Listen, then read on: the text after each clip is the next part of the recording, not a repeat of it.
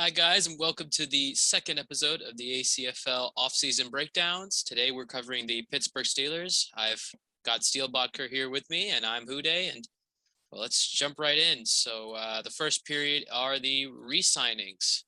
I'll let you take the wheel here. So going in, as the Steelers, we had a lot of players coming up to be re-signed and not a ton of cap room. So it was a very difficult situation to manage. Right off the bat, we prioritized getting TJ Watt extended, kind of locking that in long term. It wasn't cheap, but it's, we're getting a high quality edge player locking him down for the next 7 years. So all the way through his prime. So that was top priority. And then we wanted to retain a few of our key defensive players. It was mostly focusing on re-signing defensive players because those are the guys who were there. Mm-hmm. So we decided that Mike Hilton, Cam Sutton, Alualu, and Bud Dupree were our kind of top priorities. And kind of by the nature of our league, we got a very good deal on Bud Dupree because 2 years 20 was exactly what PFF had him signing. So 10 APY, we went with that, and it got approved. And then he goes and signs that huge deal with Tennessee. So it's kind of very fortunate for me how that worked out for that. And then Sutton and Hilton are on similar deals to what they are in real life. Hilton was shorter term. On Lulu, I think I paid slightly more. But again, that was kind of the PFF, what they said and what over the cap valued him at. So that's where we went with those. What are your thoughts?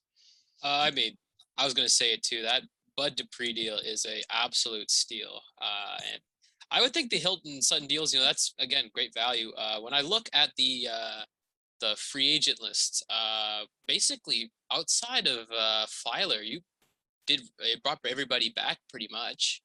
That was at least worth. Yeah, brought Connor back and Williamson. So again, a bunch of really good, solid players who are gonna, come in fairly low priced. And TJ, that's the price of admission for him, and it's at this point a very reasonable price if you ask me. So I've got to add a B plus. You had a pretty good re-signing period, I would say for sure. Moving on to the off-season trades, here's where I guess I'll spoil it a little bit. I'm a big fan.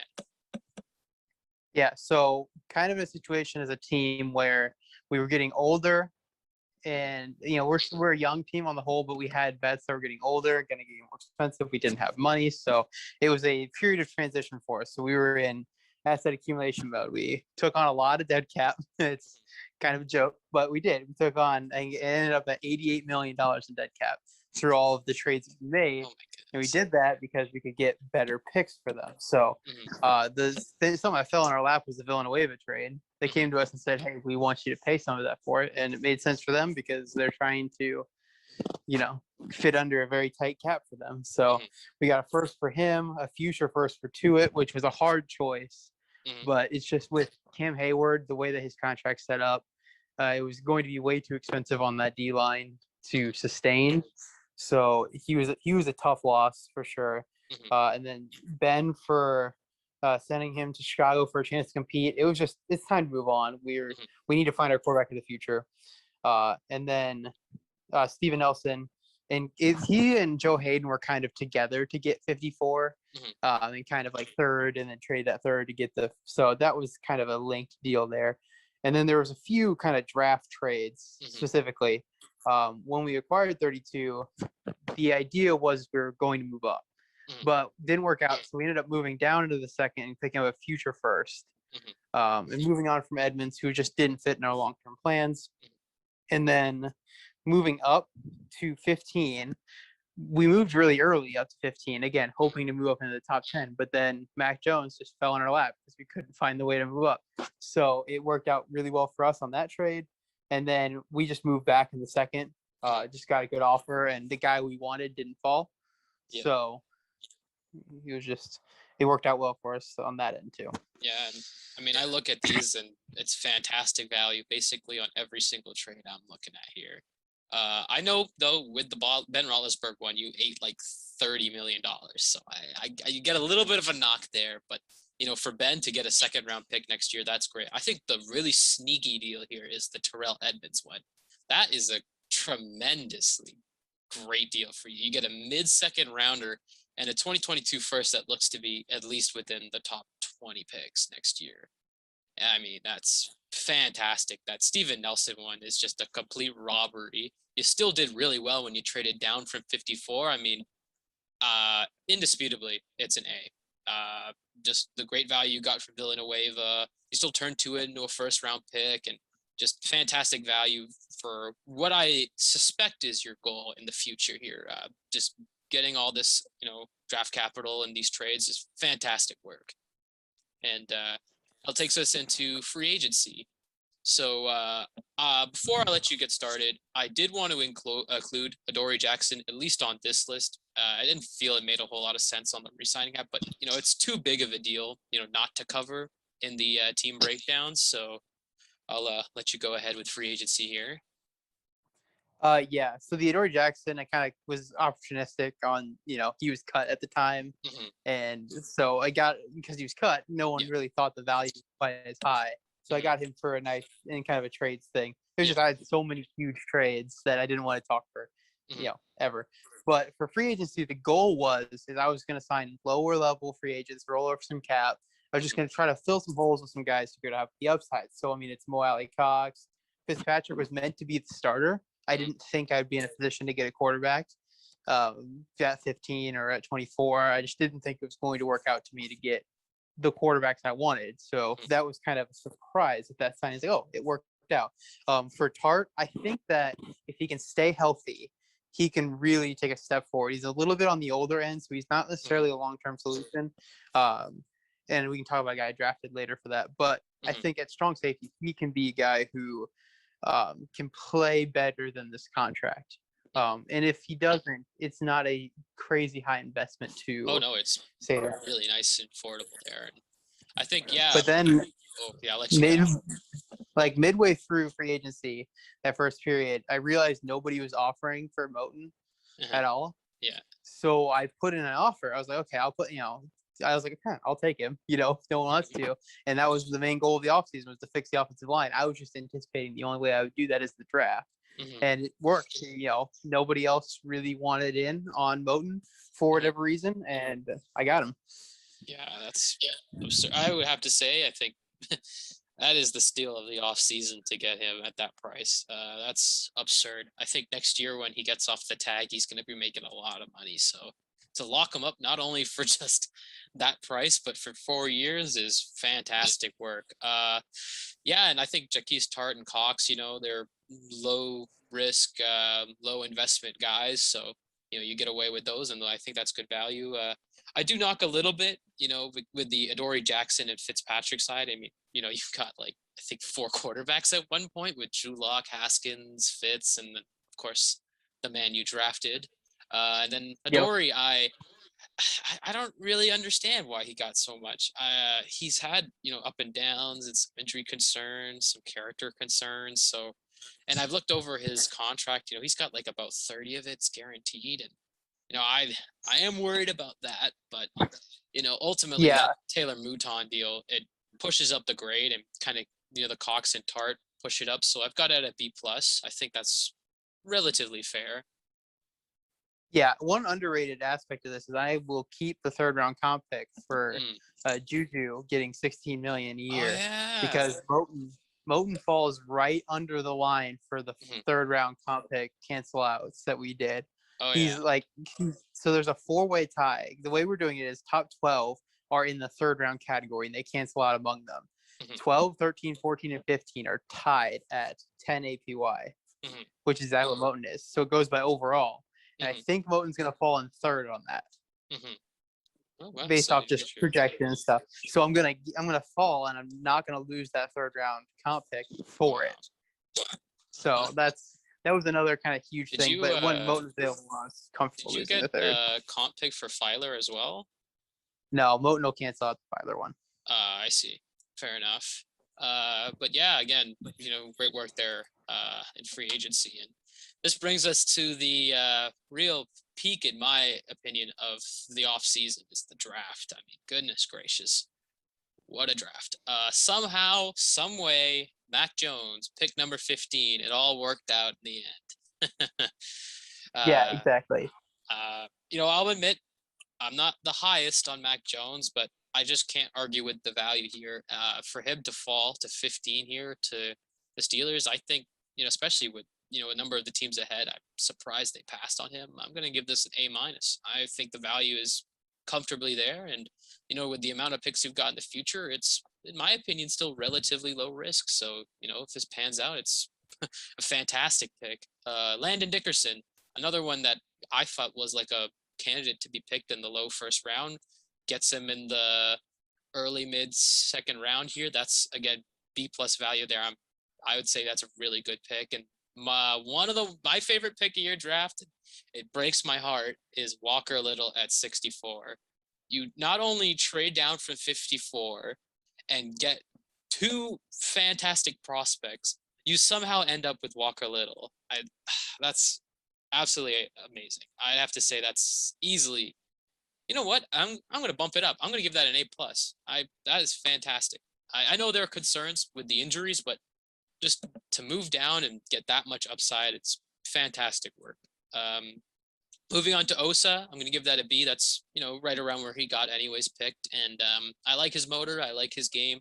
I think he's going to be a solid player, a good value at 80. 87, I'm not too huge on Hunter Long.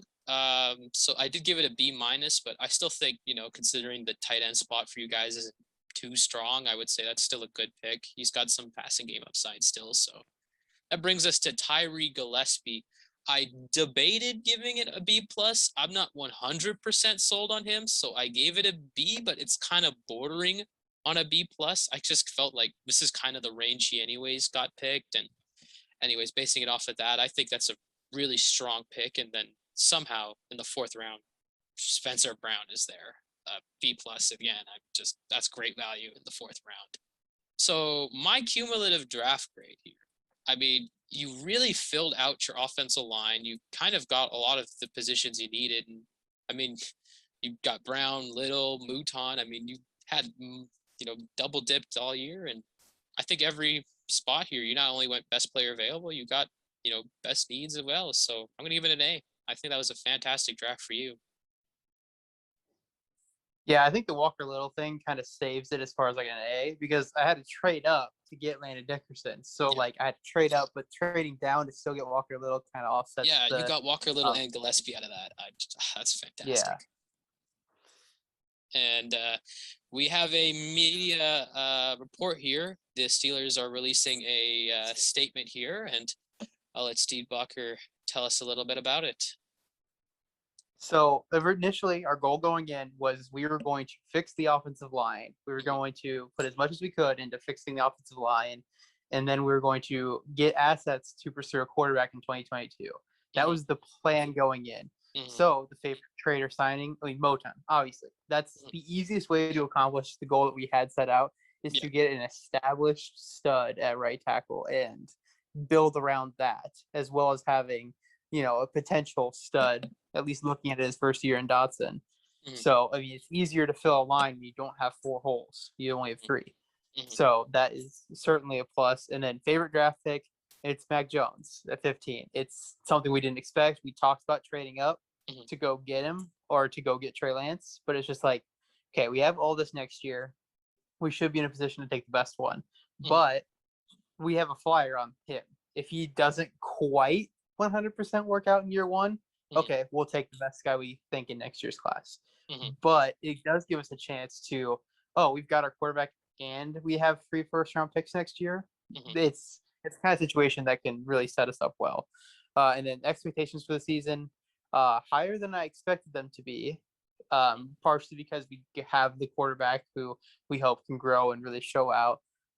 So I am hoping that we're outside of the top 5. I don't think that we should be a team based off of the guys we kept. I don't think we should be a team that bottoms out to the top 5 picks of the draft.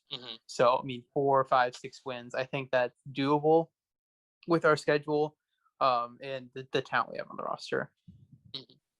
You know what? I know we were talking about the lineups later, but I think just from a lineup perspective, I could definitely see, this team kind of be even a little out of the top 10, because I still think, while, the Steelers blew up their team a little bit, I still think they were able to keep a lot of their talent, and, they've accumulated a lot as well. And, I still think that this is a team heading into next year that could still be, surprise team to some people. Moving into the offseason, great. You take, the average of everything I got, you'd get an A-, I would think, but I just think, from the standpoint of what they set out to do, they wanted to rebuild this team. They cut out a lot of the, future guys who were going to really hamper their cap after this. And, it shows in their dead cap, but, they were able to not only get like a completely fresh start, they were still able to keep a really strong lineup together. I've got this offseason grade an A. They had fantastic drafting, great free agency, great trades, great re-signings. Just feels like this team has, set themselves up for even longer past this year. And I'm very glad for the offseason on a, base note here. Just all around fantastic work, unfortunately for my team. Moving on to the projected starters, we got Mac Jones at quarterback with, I still think, a pretty decent offense here. Yes, they are a little weak at tight end, but I think that receiving group there has got enough explosiveness there to kind of give him a good way to really show off next year what he can do. And I think he's going to have a really good chance. I think this offensive line, yes, it does get bumped down a little bit by Greg Little. I still think Walker Little, pardon me, if he can stay healthy, and, Dotson, Dickerson, Mouton, I mean, that's a pretty good offensive line. So, I'm rating this offense pretty highly. I do feel they are kind of void of a really elite talent in that skill, area there. So I've got it at about a 76 cumulatively, which I have in that, pretty good tier. Moving on to the defense, and I mean, Cam Hayward, can't dispute that. Osa, I think, is going to be pretty solid in the first year, and Lau is going to be a, good staple there. TJ Budd, unsurprisingly, that's going to be one of the better edge pairings. And I think that linebacking core with Devin Bush and Williamson, I think there's a route where, Bush is really going to flourish this year. And the real knock here is that cornerback group. I'm not personally very big on Adoree', but I think Sutton and Hilton make good filler, inside that corner group. And I think Jaquise Tart and Fitzpatrick's a pretty good safety core. So it's hard for me because the secondary is a little bit weaker than I would say for an elite defense, but I'm still going to give it a 78 cumulatively. I still think altogether this is a team that could, like I said, find itself outside of the top 10 picks next year, just because I think they could be genuinely pretty competitive. Yeah, I would say as far as like concerns for the team long term and going into the year, it's who's going to step up to be the elite weapon on offense, because there is a need. Like a great offense will need an elite weapon, a guy who can be the go-to. And I think that both Deontay and Chase Claypool could be that, but they aren't right now. So it's like we need to see the growth from them going into the year, especially with a younger quarterback. We're going to need these guys to step up, and that's something that could be addressed in the future too. Kind of giving them more upside. But yeah, I think, and the goal is always to be solid everywhere, right? Like, I mean, putting the littles together, hopefully they like power up or something and make a big. You got a 4-man offensive line now all of a sudden. Yeah, exactly. Just combined into one big thing. So Greg Little and Forrest Lamp's going to be like the camp battle. It's like who's going to be the right guard between them. Both kind of just like flyers to see if they turn it around. Right. Yeah, and before we go, I'd like to say, definitely as we move on the series, we're going to see some other good off seasons, but I would think this is definitely among the candidates for one of the best off seasons in our league. So congratulations out to the Steelers, and I guess that covers everything we want to say. So thank you everyone for watching, and more team breakdowns to come.